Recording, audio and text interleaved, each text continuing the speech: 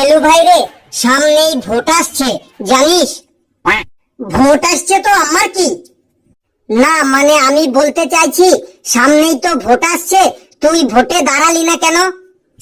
ঘেটু ঠিকই বলেছে ফেলু ভাই, তুই ভোটে দাঁড়াইলি না কেন? তুই ভোটে দাঁড়াইলে কিন্তু 100% জিতে যেতি, একদম শিওর বলছি বটে। কি করে দাঁড়াবো বল, আমার তো দুটো হাঁটুতেই ব্যথা, ডাক্তার বাবু দাঁড়াতে বারণ করেছে, দেখছিস না? তার জন্য সারাদিন শুধু বসেই থাকি।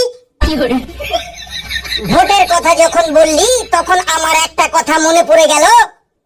তোর আবার কি কথা মনে পড়লো কালু? কথাটা হলো, আমার মামা বাড়ির ওখানে একটা নেতা আছে, নেতাটা এত ভালো যে ওখানকার সব মাটির রাস্তাগুলো সব ইটের রাস্তা বানিয়ে দিয়েছে। এটা আবার একটা কথা হলো, আমার মামা বাড়ির ওখানে একটা নেতা আছে, সেই নেতাটা এত ভালো যে তার এলাকার সব রাস্তাঘাট গুলোকে সিমেন্ট দিয়ে ঢালাই রাস্তা বানিয়ে দিয়েছে। এই তো আবার একটা কথা হলো, আমার মামা বাড়ির কাছে একটা নেতা আছে, নেতাটা এত ভালো বটে যে সে তার এলাকার সব রাস্তাঘাট গুলাকে একদম সোনা দিয়ে বাঁধান দিয়েছে।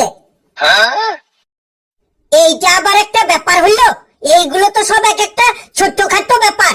আমার মামা বাড়ির কাছে একটা নেতা আছে, নেতাটা এত ভালো যে সে তার এলাকার সব রাস্তাঘাট গুলোকে একদম হিরে দিয়ে আর প্লাটিনাম দিয়ে বাঁধিয়ে দিয়েছে।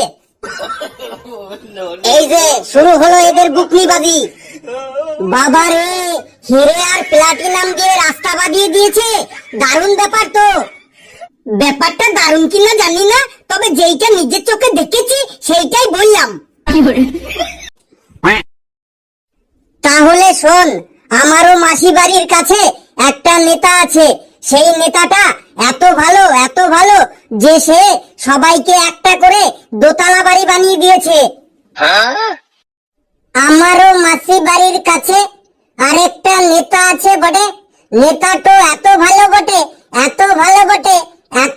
বটে যে সে তার এলাকার সবাইকে একটা করে 3 তলা বাড়ি বানিয়ে দিয়েছে। ধুর, এগুলো আবার একটা কথা হলো? আমারও মাসি বাড়ির কাছে একটা নেতা আছে, সেই নেতাটা এত ভালো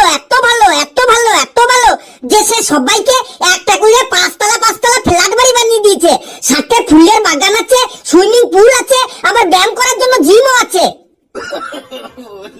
বাবা রে, 5 তলা করে ফ্ল্যাট বাড়ি বানিয়ে দিয়েছে, সাথে আবার ফুলের বাগান, সুইমিং পুল, আবার জিমও আছে।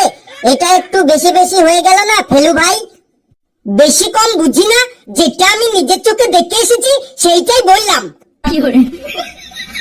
এই তোরা ওঠ তো আমার দোকান থেকে, এই তোদের জন্য আমার দোকানে কোনো খদ্দের আসে না। ছি, অমন কথা বলতে নেই ক্যাঙ্গারুদা, আমরা আছি বলেই তোমার দোকানটা টিকে আছে না ছাই, এই তোদের জন্য আমার দোকানটা দিন বন্ধ হতে চলেছে। ক্যাঙ্গারুদার কথা বাদ দে ফেলু, আর কালু তুই বলে যা, আর কোথায় কেমন নেতাটা আছে বটে সেইগুলো বল বটে। আমার পিসি বাড়ির কাছে আরেকটা নেতা আছে, সেই নেতাটা এত ভালো যে সে তার এলাকার সবাইকে একটা করে মোটর সাইকেল কিনে দিয়েছে। আমার পিসি বাড়ির কাছেও একটা নেতা আছে, সেই নেতাটা এত ভালো যে সে তার এলাকার সবাইকে একটা করে ট্রাক্টর কিনে দিয়েছে। ট্রাক্টর দিয়ে সবাই কি করবে বটে? সবার তো জমি জায়গা নেই বটে, সবাই ট্রাক্টর দিয়ে কি করবে সেটা আমি জানি না, তবে সবাইকে একটা করে ট্রাক্টর কিনে দিয়েছে সেটাই আমি জানি। তাইলে শোন, আমারও পিসি বাড়ির কাছে একটা নেতা আছে বটে, নেতাটা এত ভালো বটে যে সে তার এলাকার সবাইকে একটা করে হেলিকপ্টার কিনে দিয়েছে। সবাইকে হেলিকপ্টার কিনে দিয়েছে, সবাই কি হেলিকপ্টার চালাতে জানে সেইটা আমি বলতে পারবো নাই, তবে সবাইকে যে হেলিকপ্টারটা কিনে দিয়েছে সেইটাই আমি জানি বটে। তোদের মোটরসাইকেল, ট্রাক্টর, হেলিকপ্টারের গল্প ছাড়। আমার পিসির বাড়ির কাছে একটা নেতা আছে, নেতাটা এত ভালো, এত ভালো, এত ভালো, এত ভালো যে সে তার এলাকার সবাইকে একটা করে প্রাইভেট জেট বিমান কিনে দিয়েছে। বলিস কি রে ফেলু ভাই, তোর পিসি বাড়ির এলাকায় সবাই কি জেট বিমান চালাতে পারে? সবাই জেট বিমান চালাতে পারে কিনা সেটা আমি বলতে পারবো না, তবে আমি নিজের চোখে যেটা দেখেছি সেটাই বললাম। আমার সাথে একবার আমার পিসি বাড়িতে গিয়ে দেখে আসবি, ওই এলাকার সবার বাড়ির সামনে একটা করে জেট বিমানগুলো একদম লাইন দিয়ে দাঁড় করানো আছে। এই এই অমন করছো কেন ক্যাঙ্গারুদা? আমরা তো তোমার নিজের লোক, একদম তোমার ছেলের মতো। আমি তো এখনো বিয়েই করিনি, আমার আবার ছেলে হলো কোথা থেকে রে? ক্যাঙ্গারুদা, তুমি শুনতে ভুল করেছো বটে। ফেলু ভাই আমাদেরকে তোমার ছেলে বলেনি তো, ছেলের মতো বলেছে বটে। আমার ছেলের মতো হতে হবে না, তোরা ভাগ এখান থেকে। ওই দেখ তোদের স্যার আসছে, মার না খেতে হলে এখান থেকে ভাগ। কি রে তোরা সবাই কি করছিস এখানে? Good morning sir. Good morning sir. Sir good morning তো বটে। Good morning sir.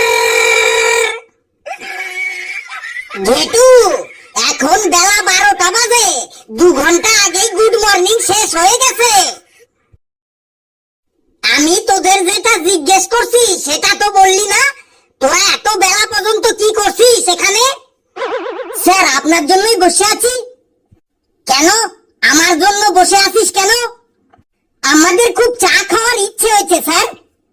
চা খাওয়ার ইচ্ছে হয়েছে তো কে বারণ করছে তোদের চা খেতে? যত খুশি চা খা। কিন্তু স্যার আমাদের পকেটে তো একটাও পয়সা নেই। পকেটে পয়সা না থাকলে আর চা খেতে হবে না, ভাগ এখান থেকে। স্যার ওই জন্যই তো আপনার জন্য বসে আছি, আপনি আসবেন আর আমাদেরকে চা খাওয়াবেন বলে। আমি নিজেই কখনো পয়সা দিয়ে চা কিনে খাই না, আমি আবার তোদের কি চা খাওয়াবো? তোদের যদি চা খেতে মন চায় তাহলে নিজের নিজের পয়সা দিয়ে চা খা। His his whose whose. Sir তাই বললে হয়? খাওয়াবেন তো 1 কাপ করে চা, তাতে কি এসে যায়? নে তোদের কয়েকটা ধাঁধা ধরি, যদি ধাঁধাগুলোর সঠিক অ্যান্সার দিতে পারিস তাহলে তোদের চা খাওয়াবো। নিন তাইলে ধরুন ধাঁধা, চা আজকে আমরা খাবো কি খাবো? নে কালু বলতো কোন হাঁসে ডিম পারে না? স্যার ইতিহাসে ডিম পারে না। একদম ঠিক বলেছিস। এবার ঘেটু বলতো কোন চুড়ি মেয়েরা হাতে পরতে পারে না? কোন চুড়ি মেয়েরা হাতে পরতে পারে না? কোন চুড়ি? স্যার খিচুড়ি, খিচুড়ি মেয়েরা হাতে পরতে পারে না। একদম ঠিক বলেছিস। এবার লেবু বলতো কোন চা নুন লঙ্কা তেল দিয়ে রান্না করে খেতে হয়? স্যার মোচা, মোচা নুন লঙ্কা তেল দিয়ে রান্না করে খেতে হয় বটে। তুইও একদম ঠিক বললি। এবার ফেলু বলতো কোন তাল গাছে হয় না? স্যার এ তো বাচ্চা ছেলের মতো প্রশ্ন। স্যার মাতাল, মাতাল গাছে হয় না। বাহ বাবা বাহ, সবাই তো দেখছি একদম কারেক্ট অ্যান্সার দিলি। স্যার তাহলে 1 কাপ করে চা হয়ে যাক। দাঁড়া আরেকটা করে ধাঁধা ধরবো, তারপর চা হবে। স্যার জলদি ধরুন বটে। জলদি ধরছি। কালু বলতো কোন ধানে চাল হয় না? স্যার সমাধানে ব্যবধানে চাল হয় না। একদম ঠিকই বলেছিস। এবার ঘেটু বলতো কোন ফুল গাছে ধরে না? কোন ফুল গাছে ধরে না? কোন ফুল গাছে ধরে না? Sir April fool, house full কখনো গাছে ধরে না। বাহ, তুইও তো দেখছি একদম সঠিক অ্যান্সারই দিয়েছিস। নে এবার লেবু বলতো এমন কি জিনিস আছে যেটা কেউই চায় না কিন্তু সবাইকেই একদিন পেতে হবে? স্যার উত্তরটা হলো মৃত্যু বা মরণ। মৃত্যু কেউই চায় না কিন্তু সবাইকেই একদিন পেতে হবে বলে। Excellent, excellent answer. মৃত্যু কেউই চায় না কিন্তু সবাইকেই একদিন পেতে ঠিক বলেছিস লেবু। নে এবার ফেলু বলতো, মুখ নেই তবু ডাকে, ডানা নেই তবু ওড়ে, সেটা কি? স্যার সেটা হলো মেঘ। মেঘের মুখ নেই তবু ডাকে, আবার মেঘের ডানাও নেই তবু মেঘ ওড়ে। স্যার ঠিক বললাম তো? ঠিক মানে একদম সঠিক অ্যান্সার দিয়েছিস, রাইট রাইট। নিন তাইলে ক্যাঙ্গারুদাকে চায়ের অর্ডারটা দিয়ে দিন।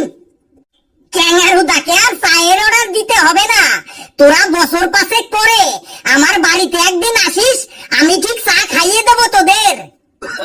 কিন্তু স্যার এই মাত্রই তো আপনি বললেন যে আমরা যদি ধাঁধাগুলোর সব সঠিক অ্যান্সার দিতে পারি তাহলে আমাদেরকে চা খাওয়াবেন। ঠিকই শুনেছিস, আমি চা খাওয়াবো বলেছি, কিন্তু কোথায় খাওয়াবো, কবে খাওয়াবো, কোথা থেকে খাওয়াবো সেটা তো আমি বলিনি। 5 বছর পর আমার বাড়িতে আসিস, দেখবি ঠিক চা খাইয়ে দেবো। আমি এখন যাই, তোরাও যা। বন্ধুরা দেখলেন তো, এত খেতেও এক কাপ চা পেলাম না। ভিডিওটি কেমন লাগলো আপনারা কমেন্টসে জানাবেন, আর ভিডিওটি লাইক করবেন, যত পারেন শেয়ার করবেন, আর চ্যানেলটিকে সাবস্ক্রাইব করে আমাদের সাথেই থাকবেন। হাসতে থাকুন, সুস্থ থাকুন, আর যত বেশি হাসবেন তত বেশি সুস্থ থাকবেন। সকলে খুব খুব ভালো থাকবেন।